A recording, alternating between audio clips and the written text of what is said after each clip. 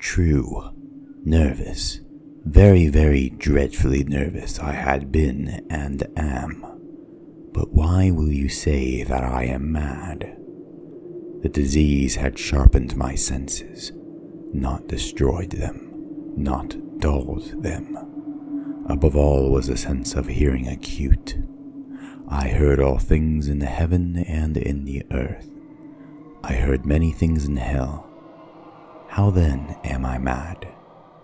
Hearken, and observe how healthily, how calmly I can tell you the whole story. It is impossible to say how first the idea entered my brain, but once conceived, it haunted me day and night. Object there was none. Passion there was none. I loved the older man. He had never wronged me. He had never given me insult. For his gold I had no desire. I think it was his eye. Yes, it was this. He had the eye of a vulture, a pale blue eye with a film over it.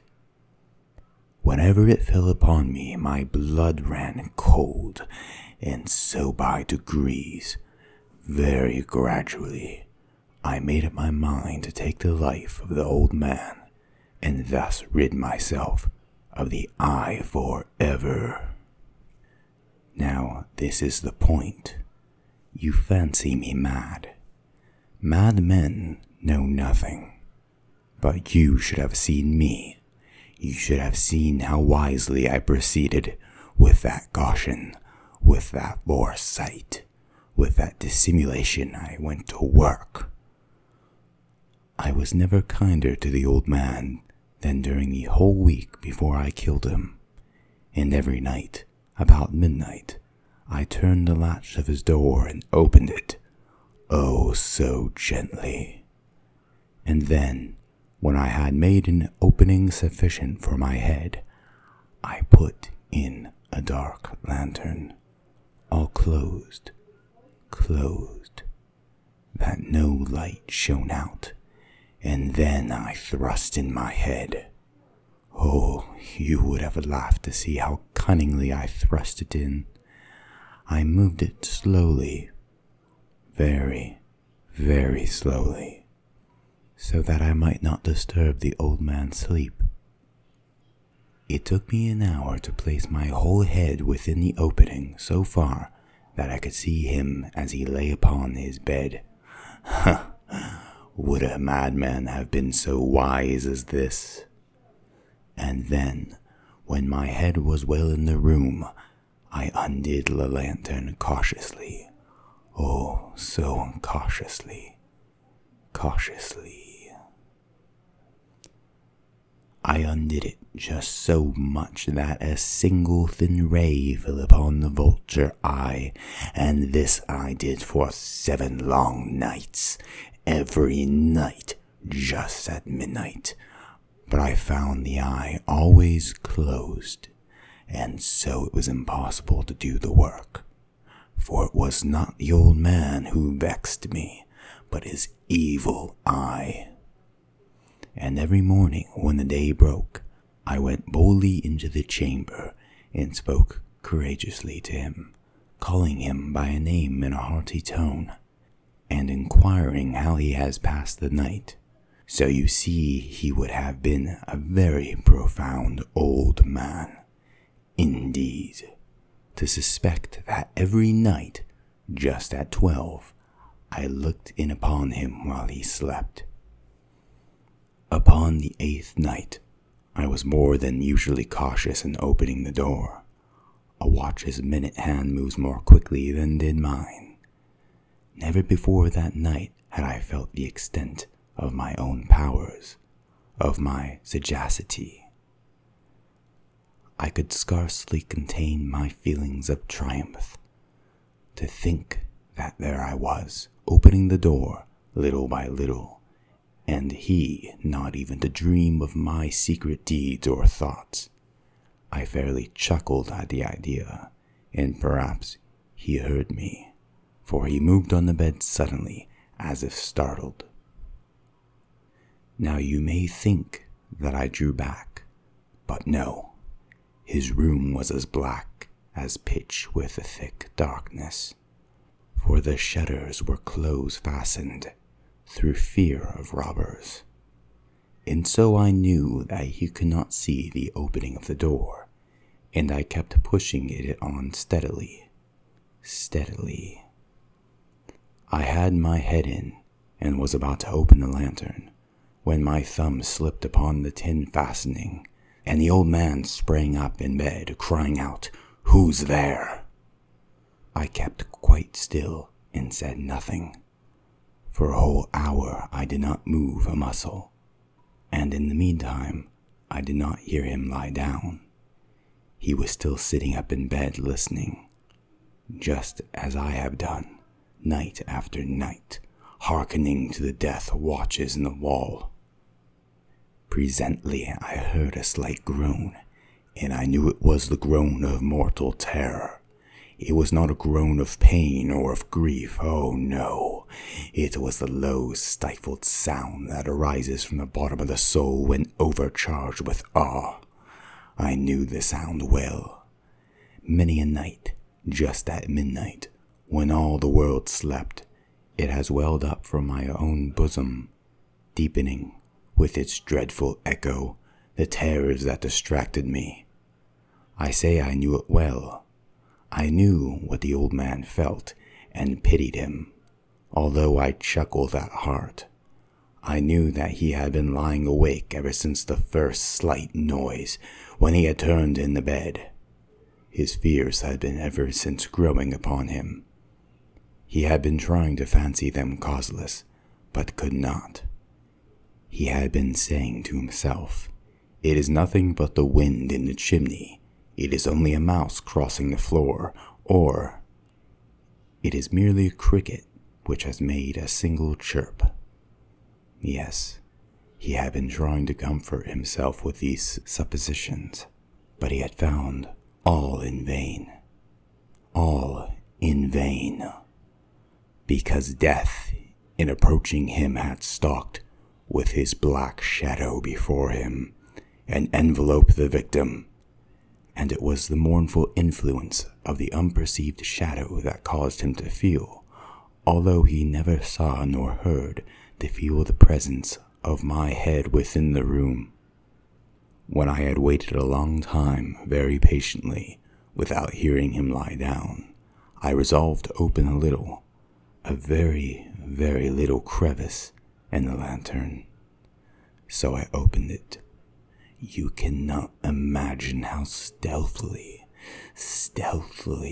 until at length a simple dim ray, like the thread of a spider, shot from out the crevice and fell upon the vulture eye. It was open, wide open, and I grew furious as I gazed upon it. I saw it with perfect distinctness, all a dull blue, with a hideous veil over it that chilled the very marrow in my bones, but I could see nothing else of the old man's face or person, for I had directed the ray as if by instinct precisely upon the damned spot. And have I not told you that what you mistake for madness is but over-acuteness of the sense? Now, I say, there came to my ears a low, dull, quick sound, such as a watch makes when enveloped in cotton. I knew that sound well, too. It was the beating of the old man's heart. It increased my fury, as the beating of a drum stimulates the soldier into courage. But even yet I refrained and kept still. I scarcely breathed. I held the lantern motionless. I tried how steadily I could maintain the ray upon the eye. Meantime, the hellish tattoo of the heart increased. It grew quicker and quicker, and louder every instant. The old man's terror must have been extreme. It grew louder, I say, louder every moment. Do you mark me well? I have told you that I am nervous, so I am. And now, at the dead hour of the night, amid the dreadful silence of that old house. So strange a noise as this excited me to uncontrollable terror. Yet, for some minutes longer I refrained and stood still, but the beating grew louder, louder. I thought the heart must burst, and now a new anxiety seized me. The sound would be heard by a neighbor. The old man's hour had come. With a loud yell, I threw open the lantern and leaped into the room. He shrieked once only. In an instant, I dragged him to the floor and pulled the heavy bed over him. I then smiled gaily to find the deed so far done. But for many minutes, the heart beat on with a muffled sound. This, however, did not vex me. It would not be heard through the wall. At length it ceased. The old man was dead. I removed the bed and examined the corpse. Yes, he was stone dead. I placed my hand upon the heart and held it there many minutes. There was no pulsation. He was stone dead.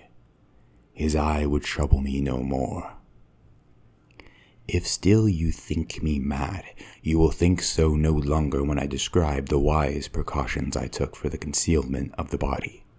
The night waned, and I worked hastily, but in silence. First of all, I dismembered the corpse. I cut off the head and the arms and the legs. I then took up 3 planks from the flooring of the chamber and deposited all between the scantlings.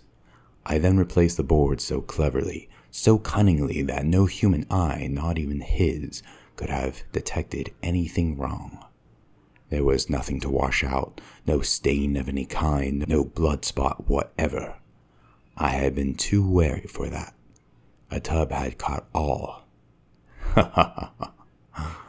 When I had made an end of these labors, it was 4 o'clock, still dark as midnight. As the bell sounded the hour, there came a knocking at the street door. I went down to open it with a light heart, for what had I now to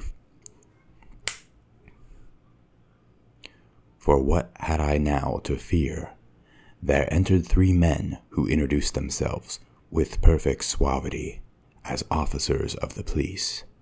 A shriek had been heard by a neighbor during the night. Suspicion of foul play had been aroused. Information had been lodged at the police office, and they, the officers, had been deputed to search the premises. I smiled, for what had I to fear? I bade the gentlemen welcome. The shriek, I said, was my own in a dream. The old man I mentioned was absent in the country. I took my visitors all over the house. I bade them search well. I led them at length to his chamber. I showed them his treasures secure, undisturbed.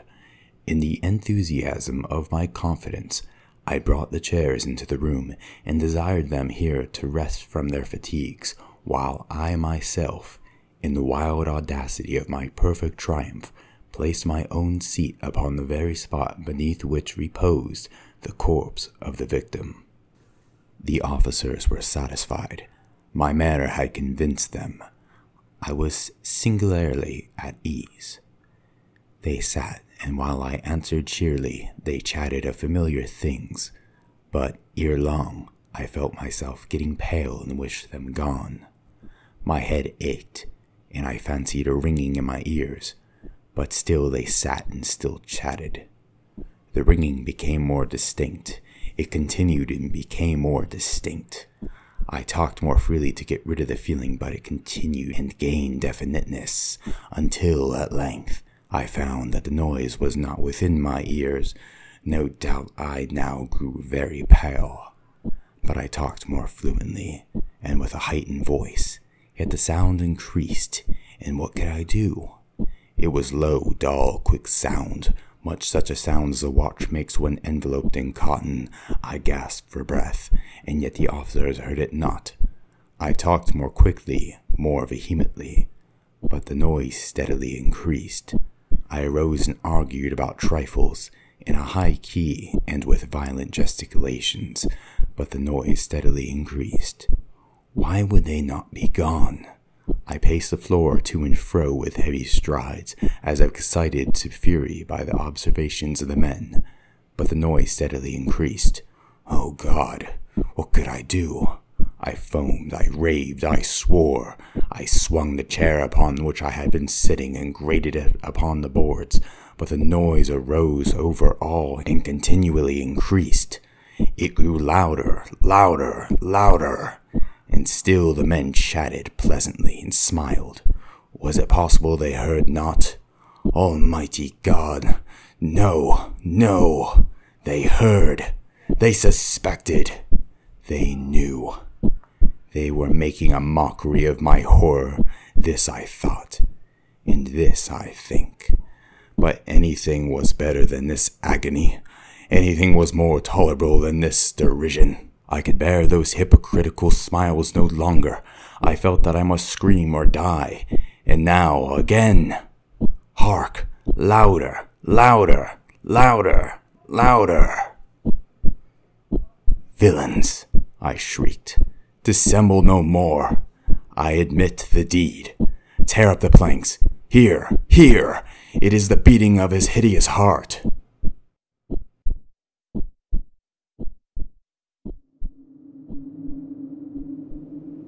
Thank you all for listening to the ASMR channel. I'll be back with more scary stories. Stay tuned.